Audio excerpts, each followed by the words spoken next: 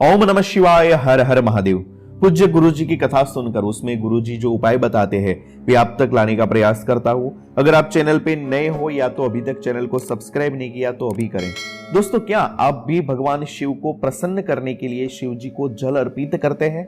अगर हाँ, तो जान लीजिए कि शिव जी पर जल किस दिशा से चढ़ाना चाहिए और कौन से पात्र से अर्पित करना चाहिए। वैसे तो श्रावण माह में शिव जी पर जल चढ़ाने का विशेष महत्व होता है, लेकिन जल आप कभी भी चढ़ा सकते हो। लेकिन जल चढ़ाने का सही तरीका यह है कि जल दो पात्र में लेने चाहिए और दोनों पात्रों का जल एक साथ शिवलिंग पर समर्पित करना चाहिए।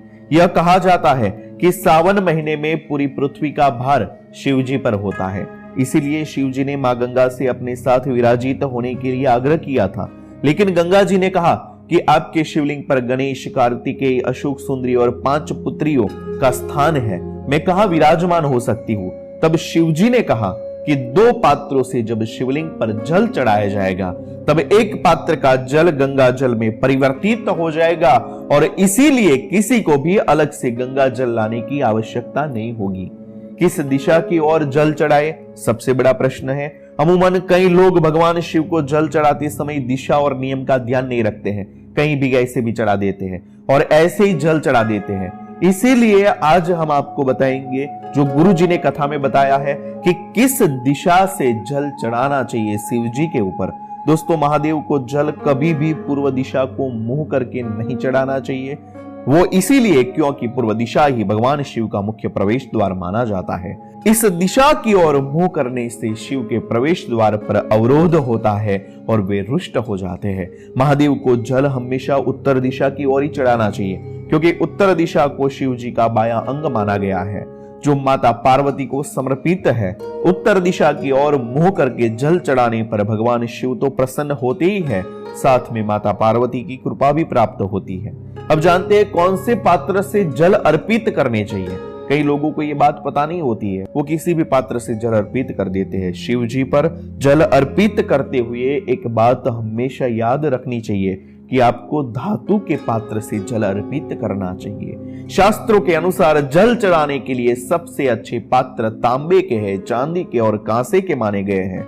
याद रखिए, आप कभी भी स्टील के पात्र से शिव जी को जल अर्पित मत करें। ऐसा करने से भगवान शिव रुष्ट हो जाते हैं।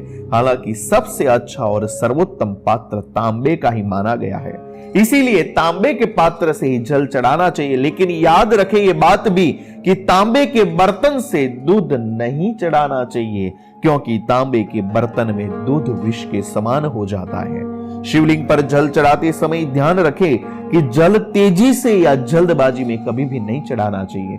हमारे शास्त्रों में बताया गया है कि शिव जी को जलधारा बहुत प्रिय है, इसीलिए हमें हमेशा ही याद रखना चाहिए कि जल के पात्र से धीरे धीरे जल की धारा बनकर जल अर्पित करना चाहिए। शास्त्रों के अनुसार धीमी और पतली जलधारा बहुत ही प्रिय होती है और इससे विशेष कृपा प्राप्त होती है शिव जी से। हमें हमेशा यह भी ध्यान रखना चाहिए कि शिव जी पर जल हमेशा बैठकर ही चढ़ाएं। यह बात भी ध्यान रखें कि रुद्राभिषेक के समय भी खड़े नहीं रहना है।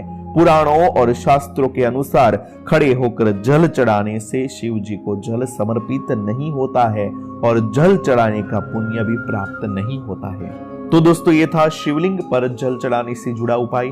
अगर आपको पसंद आया हो तो लाइक करें, शेयर करें और जीवन के कष्ट को दूर करने के लिए, भगवान शिव को प्रसन्न करने के लिए इस उपाय को करें। चलिए मिलेंगे अगले उपाय के साथ। अगर आपने अभी तक चैनल को सब्सक्राइब नहीं किया तो अभी करें। ओम नमः शिवाय, हर हर महादेव।